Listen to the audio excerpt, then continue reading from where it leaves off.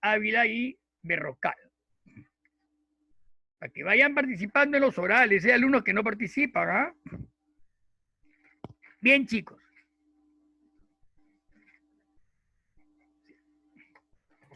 Bien, alumnos. Bien. En la clase del día de hoy es referente al estudio de la célula y su historia, ¿ya? Historia celular. Bien, alumnos. Empezamos entonces. Empezamos. Apaguen su micrófono, por favor, chicos. Apaguen sus micrófonos. Bien. Alumnos, el estudio de la célula. Con Roberto Hogg se inició, pues, el descubridor de la célula. Se inició prácticamente la parte científica de la biología. ¿Ya? La teoría celular, dice, es una parte fundamental de la biología. ¿Por qué es fundamental? Porque va a explicar cómo se constituyen, cómo se organizan los seres vivos, ¿no? Desde células, tejidos, órganos y sistemas. Los estudiosos que aportaron al desarrollo de la biología, o de, mejor dicho, de la teoría celular, ¿no?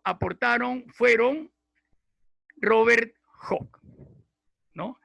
Robert Hooke fue quien hizo el descubrimiento de la célula, alumnos, ¿no? En una lámina de corcho, ¿no? De un vegetal, de una orquídea, él observó pequeñas celdas. En realidad lo que había observado eran células muertas, ¿no? Células vegetales muertas, pero eran pequeñas celdas de forma poligonales a los que él llamó célula. ¿Ya? Entonces, muy importante es este descubrimiento que hizo Robert Hooke, alumno. Descubrió la célula. ¿Ok? Bien.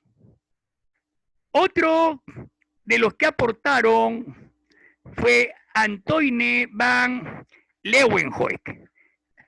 Este comerciante holandés, porque él era un comerciante, vendedor de telas, ¿no? También fue de suma importancia, alumno. ¿Por qué? Porque observó organismos vivos, a los cuales se llamó animáculos, o los observó en un microscopio que él mismo lo había hecho, porque él tenía bastante aptitud, conocía los lentes, ¿no? Referente a lentes que los utilizaba para observar, para ver la llana de sus telas, por ejemplo, ¿no?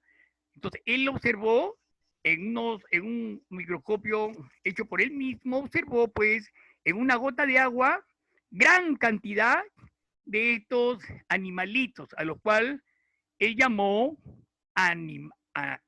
animales animáculos, ¿no es cierto?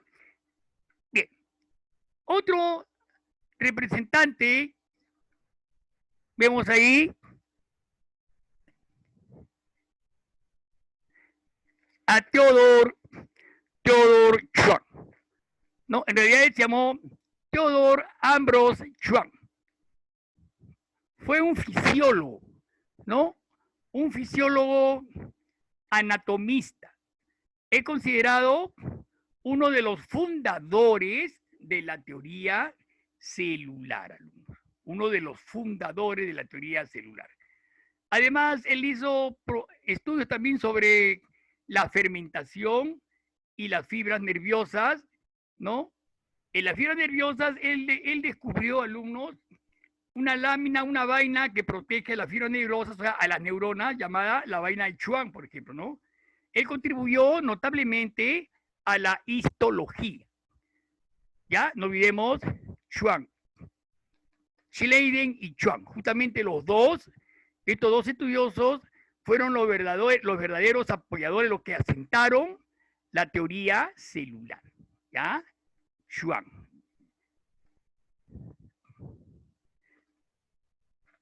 Tenemos luego a Schleiden, Matthias Jakob Schleiden.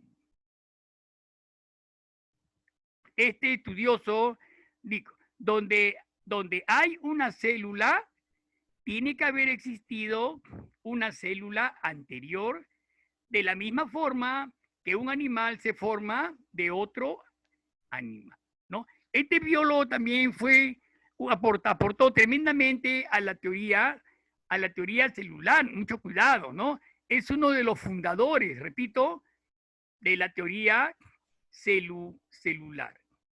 Estudió, por ejemplo, hizo profundos estudios sobre la fitogénesis. ¿Qué es fitogénesis? Es una rama de la botánica, ¿ya? Que estudia el desarrollo histórico de los organismos vegetales, ¿cierto? Entonces, hizo profundos estudios sobre esta rama, sobre la fitogénesis. No te olvides, Matthias Schleiden, ¿ya? Bien. El siguiente, tenemos otro que aportó a la teoría celular. Es Schwann, ya hemos hablado de Theodor Schwann y Schleiden también. ¿Cuál es la importancia, dice, de la teoría celular? Alumno, la importancia de la teoría celular. La teoría celular, alumnos, es de una gran importancia porque marcó la base de la biología. Tiene 3 enunciados muy importantes, ¿no? El primero de ellos nos dice que cada organismo vivo está formado por una o más células. Es cierto, alumno, ¿no? Por ejemplo, una bacteria es un organismo vivo y está formado por una célula. O sea, son organismos unicelulares, ¿no es cierto? Pero también puede estarlo por más de 1, 2, 3, etcétera, bacterias. Por ejemplo, el resto de animales están formados por más de 2 bacterias. El hombre está formado por millones de bacterias, ¿no? A esos se le llama multi o pluricelulares. Por lo tanto, pues, este enunciado es válido, ¿no? Cada organismo vivo está formado por una o más células. No te olvides que solamente los organismos vivos están formados por células, más no así los inertes, ¿no? La madera, ¿no? Cualquier ser que no tenga vida está formado por elementos químicos, más no por células vivas, alumnos. Mucho cuidado con eso. Ya ustedes, por intuición, ustedes ya deben conocer eso. El siguiente enunciado, el 2, dice: los organismos vivos más pequeños son células únicas y las células son unidades funcionales de los organismos multicelulares. ¿Qué significa este enunciado? Los organismos vivos más pequeños son células, claro, porque la parte más pequeña viviente de un organismo vivo es la célula, pues chicos, ¿no? A usted le dicen, a ver, mire, ustedes están en tercero y secundaria, ya. A usted le dicen, deme un concepto, ¿qué entiende usted por célula? Usted tiene que responder de una forma completa. Claro, ustedes pueden decir, son unidades vivientes o son la parte más pequeña de un ser viviente, pero tienen que dar un concepto más completo, digámoslo así. Pueden decir, por ejemplo, la célula es una unidad morfológica, fisiológica y genética de un ser viviente. ¿No es cierto? ¿Por qué digo morfológica? Morfo viene del griego morfe, forma, estructura. O sea que forma la estructura de un ser vivo. Por eso digo morfológica, porque está formando la estructura de un ser vivo. ¿Por qué digo fisiológica? Fisiológica porque desempeña funciones vitales. La fisiología es movimiento, ¿no? Es una rama de la biología que se llama la dinámica o fisiología, dinamismo, funcionamiento, ¿no? Es el movimiento, el movimiento se llama la unidad fisiológica, porque las células, tejidos y órganos desempeñan funciones vitales. Por eso le digo la unidad fisiológica. Y genética, porque a través de los genes, las células transmiten los caracteres de la herencia de padres a hijos. ¿Ya? Todo lo que es gen es herencia, transmisión de herencia, de caracteres físicos, ¿no? Color del pelo, forma de la cara, de los labios, las orejas, los dedos, las uñas, el cuerpo, etcétera, ¿no? Esos son caracteres de herencia. Ustedes, por ejemplo, tendrán caracteres de mamá y de papá. O más de repente, más de uno que del otro, porque de repente si tiene más características el papá, es porque su papá tiene genes, algunos genes que son dominantes sobre los genes de la mamá, ¿no? Por ejemplo, la mamá puede tener ojos pardos, de repente ojos pardos, y el papá ojos negros, el negro es dominante sobre el pardo. ¿Ya? Si usted tiene ojos verdes y ojos negros, el negro es dominante siempre sobre cualquier color, alumnos. La misma cara, la piel, es dominante sobre los otros colores que son más débiles. El color del el pelo ensortijado, crespo, es dominante sobre el pelo lacio. ¿Ve? La forma de los ojos achinados son dominantes sobre los ojos grandes. ¿Ve? Estos son genes dominantes. Y el otro gen que no es dominante se llama gen recesivo. Entonces nosotros tenemos genes dominantes y recesivos. ¿Ya?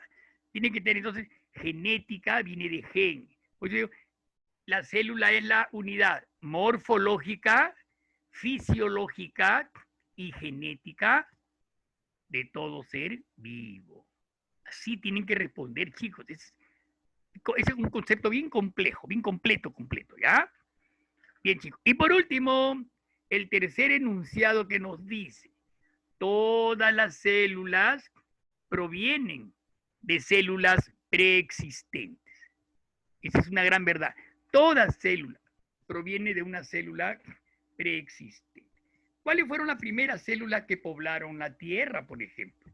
Se supone que la Tierra, que la vida se originó en la Tierra, en los mares, perdón. La vida se originó en los mares, ¿no? A partir de las células procariotas, ¿ya? Las células procariotas son aquellas que carecen de núcleo, o sea, no tienen un núcleo. Su núcleo está esparcido en el citoplasma, pero son las células más primitivas, ¿no? Son las células más primitivas, ¿no? Que se iniciaron desde el principio de los inicios de la Tierra. Fueron las células procariotas. ¿Quiénes encontramos dentro? A ver, ¿qué? Dentro de las células procariotas, ¿quiénes se encuentran? Las bacterias. Pregunta de examen. Las bacterias, el reino moneras, ¿no? Que es el reino de las bacterias, totalmente son células procariotas, ¿no? Las bacterias. Las cianobacterias también, ¿no? Que son las algas verdes azules, también son procariotas. Bacterias, cianobacterias son procariotas. Bien, chicos, entonces, no olvidemos ya lo que hemos hecho, todo. Entonces, Robert Hooke, ¿no? En 1660 descubrió la célula. Anton van Leeuwenhoek observó microorganismos, ¿no? Eritrocitos, espermatozoides, ¿no? Euglenas, amebas, todos los microorganismos en una gota de agua observó. Las células animales fueron descubiertas por Theodor Schwann también. Theodor Schwann descubrió células animales. Ya, no olvidemos eso. Rudolf Virchow dijo, donde hay una célula, tiene que haber existido una célula preexistente, o sea, una célula anterior. ¿Ah? Muy importante el concepto de Virchow, fue de suma importancia, adquiere gran importancia en la teoría celular. Muy bien. Bien. Bien, alumnos, ahí estamos observando, miren, dicen la célula, la unidad morfológica, lo que les acabo de decir, fisiología y genética de todo ser vivo. En 1660, Hooke descubre la célula en una lámina de corcho. Clase de células, miren chicos, microscópicas y macro, micro y macro. Micro porque son observables solamente por el microscopio y macro porque son observadas a simple vista, ¿no? Microscópica tenemos, por ejemplo, ahí estamos usando los glóbulos rojos, por ejemplo, ¿no? ¿Cuánto miden los glóbulos rojos más o menos? 7 micras. Escuchen bien, 7 micras. Y me dicen, profesor, ¿y una micra? Una micra es una unidad de medida microscópica que equivale a la milésima parte de 1 milímetro. Micra, milésima parte de 1 milímetro. Y 7 micras será 7.000 veces menor que 1 milímetro. Ustedes me dirán, profesor, pero 7.000 veces menor que 1 milímetro, increíble, no se ve, no vas a verlo, pero existe, es materia, por lo tanto existe. Y esos glóbulos rojos, al igual que las plaquetas, ¿no? Al igual que el plasma sanguíneo, que es la parte líquida, ¿no? Y los glóbulos blancos, que son los componentes de la sangre, tienen que pasar a grandes velocidades por nuestras arterias. Miren, las arterias cerebrales son del grosor de un cabello. Imagínense ustedes el grosor de un cabello y por ahí tienen que pasar a gran velocidad a nivel cerebral los capilares, ¿no? Porque una arteria se divide en vasos más pequeñitos llamados capilares. Entonces, esa sangre, esos glóbulos rojos tienen que dejar el oxígeno a las células cerebrales, a todas las células de tu cuerpo, alumnos. La sangre es la que lleva el oxígeno, ¿no? Tiene una proteína que se llama hemoglobina, y la hemoglobina suelta el oxígeno y se carga de dióxido de carbono, que es el que el pulmón va a eliminar en forma de gas al exterior, ¿no? Tomas aire, tomas oxígeno, inspiras y expiras, eliminas CO2, ¿ves? Esa función corresponde, pues, entre el corazón y los pulmones, ¿no? Ambos en la caja torácica. Son dos órganos importantísimos, importantísimos. El COVID-19, el actual virus que nos está atacando, justamente llega, anida y destruye la masa pulmonar, el tejido elástico del pulmón.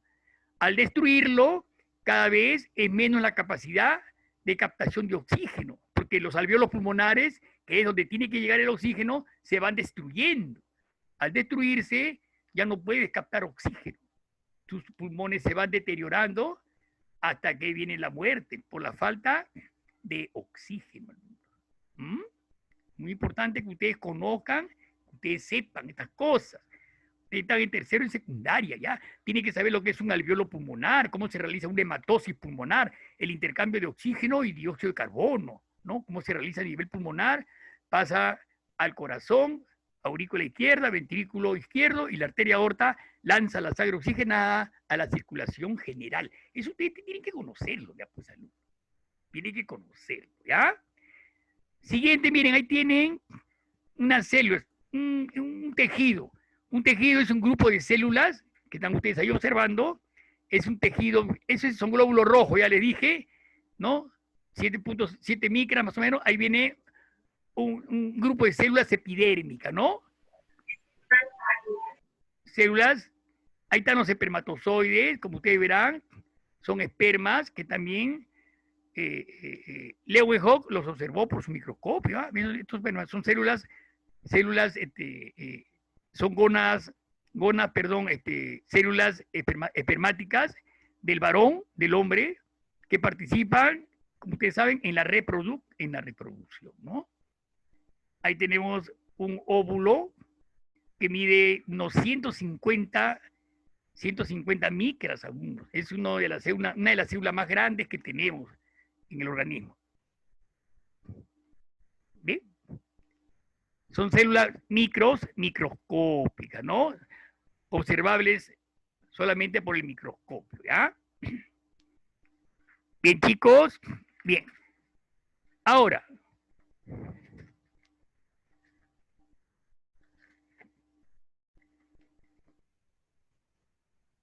bien. Ahí tenemos algunas células macroscópicas. Bien. Tenemos una bacteria. Macroscópicas, ejemplo, las fibras musculares estriadas, que miden varios centímetros, ¿no? Las fibras estriadas de nuestro organismo que miden varios centímetros son macro. Macro es grande, prefijo grande, que se puede observar a simple vista. Los tipos de células pueden ser procariotas y eucariotas. No te olvides lo que dijeron antes. Procariotas son las células, ¿no?, que aparecieron primero, que carecen de núcleo. Carecen de núcleo. Y las eucariotas, que es la que tienen los animales, en el caso del hombre, eucariotas. Miren las procariotas, observen bien esas sus partes, alumnos. Es una bacteria. Tenemos una cápsula que envuelve, que las envuelve. Luego tenemos una pared celular y una membrana celular. No te olvides la ubicación. Cápsula, pared y membrana. Luego el citoplasma, que es la parte líquida. En el interior del citoplasma hay cantidad de pequeños ribosomas, pequeñísimos ribosomas, ¿no? Y hay una porción que se llama nucleoide, ¿no?, esparcido en el citoplasma, se encuentran el ADN, ¿no es cierto?, que está encerrado prácticamente, está esparcido en un nucleoide, ¿no?, como verán ustedes, ¿ya? Ahí luego tenemos un flagelo, que le va a servir a algunas bacterias para para que se puedan movilizar de un lugar a otro, ¿ya? La mayoría de bacterias, ustedes saben, producen enfermedades, ¿no? El bacilo, las bacterias tienen diferentes formas, ¿no? Unas son redondeadas, ¿no?, en forma de cocos, le dicen, los estreptococos, gonococos, neumococos, bacilococos. La mayoría ya producen infecciones, ¿no? Otras son en forma bastonada, en forma de bastón, ¿no? Le llaman bacilos. Por ejemplo, el bacilo de Koch, que produce la tuberculosis. El bacilo de Ebert, que produce la tifoidea, ¿no? Una serie de bacilos, ¿no? El bacilo de Hansen, que produce la lepra. Una serie de bacterias de forma de bastón. Hay formas espiraladas, formas de espiroqueta pálida, enfermedades venéreas producen, etcétera, etcétera, ¿no? El mundo de la bacteria es enorme, alumno. Es enorme el mundo de la bacteria, ¿cierto? Luego tenemos una célula eucariota, ¿no?, que son las clásicas, ¿no?, que tienen un núcleo, un citoplasma y una membrana, ¿no? Ya esas son células que el hombre, por ejemplo, tiene este tipo de células, ¿no? Eucariotas, ¿ya? Ahí están, claramente se observan, ¿no?, sus partes. Una membrana que la recubre, ¿no es cierto? A ver, dice, una membrana celular o membrana plasmática, también le dicen. Es una capa o bicapa lipídica, le dicen, porque está formado por una doble capa de lípidos, dice bicapa lipídica, y que divide el medio extracelular del intracelular. ¿Qué significa eso? Que esta membrana la va a separar del resto de células. ¿Por qué, alumno? Porque una célula tiene vida propia, ¿no? Esta célula es capaz de vivir sola porque desempeña sus funciones. Ahora, si se unen varias células, ya forman un tejido, o sea, de una función más específica. Por ejemplo, el tejido epidérmico que forma la piel. ¿Cuál es su función? Protección. ¿Ve? Y es un tejido, ya. La piel es un tejido, ya. ¿No es cierto? Esa es la función de la membrana. También la membrana tiene una capacidad selectiva. O sea, ¿por qué digo capacidad selectiva? porque va a seleccionar qué sustancias deben ingresar o salir de la célula. Ya, ella va a permitir, su membrana va a seleccionar, ¿no? ¿Qué sustancias deben ingresar? Si es un glóbulo, si es una sustancia, una célula hepática, pues controlará y evitará el azúcar, el glucógeno, de qué sustancias ella se alimenta. A eso me refiero, ¿no es cierto? Entonces, esta capacidad selectiva la presentan pues la membrana celular. Luego tienen un citoplasma en el cual se encuentran, ¿ven? Un citoplasma, alumno, es como la clara del huevo. Imagínense la clara del huevo, ¿no? Así espesa, ¿no? En la cual se encuentran todos los organelos citoplasmáticos, alumnos, ¿no? Por ejemplo, las mitocondrias. Cada uno de ellos tiene una función, ¿no? La mitocondria, por ejemplo, produce energía. Lisosomas, vacuolas, ribosomas, ¿no? Entonces, una serie de organelos que dentro de un momentito vamos a estudiarlo, ¿ya? Y por fin, finalmente, el núcleo, ¿no? El núcleo, ¿no? Que es la parte fundamental, porque el núcleo es importante porque de ahí se dividen las células eucariotas, ¿no? Ahí se encuentra el ADN, por ejemplo, ¿no? Que eso es lo que transmiten los caracteres de la herencia, como hablamos antes, ¿no? Entonces, ¿por qué es importante el núcleo? Porque participa en la división celular, ¿no? Estas células eucariotas se dividen por mitosis, por ejemplo, ¿no? Profase, metafase, anafase, telofase. Pasa una serie de estadios para poder dividirse, ¿no? Si usted tiene una herida, un hueco, le hace la herida, le hace un hueco, comienza a necrosarse el tejido, comienza a hacer un hueco. Luego, con los antibióticos que usted va a ingerir, el tratamiento, las células comienzan a multiplicarse muy rápidamente, alumnos. Por mitosis comienzan a multiplicar y la herida va a cerrar, justamente por la multiplicación celular, ¿no? Que sufren las células, ¿no? De eso se trata nuestro organismo. Hay que alimentarse pues, de proteínas que participan en la renovación de tejido, por ejemplo, alumnos, ¿no? Bien, chicos. Entonces, esas fueron las células eucariotas, no te olvides, ¿ah? Bien.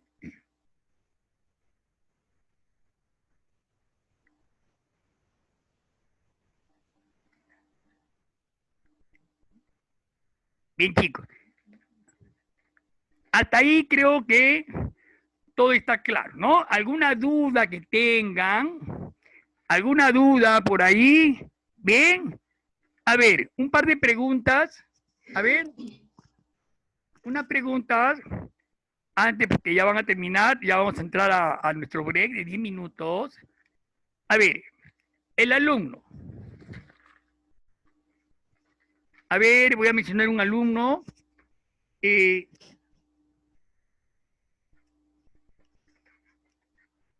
Oquendo Meléndez.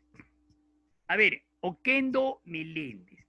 Dígame usted, Oquendo Meléndez, ¿qué entiende? Deme un concepto de célula. Un concepto de célula. Yo, Oquendo. profesor. Yo, Oquendo. profesor. Primero es Oquendo. A ver un Es la momentito. unidad fisiológica y genética de todo ser vivo. Ah, es la unidad Fisiológica. fisiológica y genética de todo ser vivo. Ya. Oquendo. Déjame te cuento, Apellido. profesor. Apellido del alumno que habló. Ticona. Oh, ya. A ver, este. Camila Marcela. Camila Marcela. A ver, deme usted un concepto de célula. Ya, la célula es una unidad morfológica, fisiológica y genética de todo ser vivo y fue descubierta por Roberto Koch en 1660. Bien, Marcela. Bien, muy bien. A ver, alumna. Alumno, a ver. Ana Lucía Payano. Dígame, Ana Lucía, usted, ¿por qué decimos que la célula es la unidad morfológica?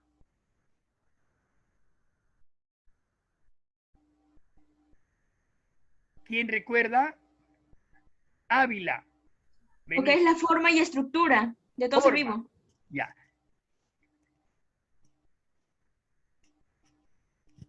La forma y estructura de todo ser viviente. Forma y estructura. Muy bien. Es la unidad morfológica. Bien, chicos. Bien, ya va a terminar la hora. Nos vemos entonces dentro de 10 minutos para proseguir con algunos orales más y concluir la clase. Ya, chicos, nos vemos. Ok. Chao, profe. Ya, nos estamos.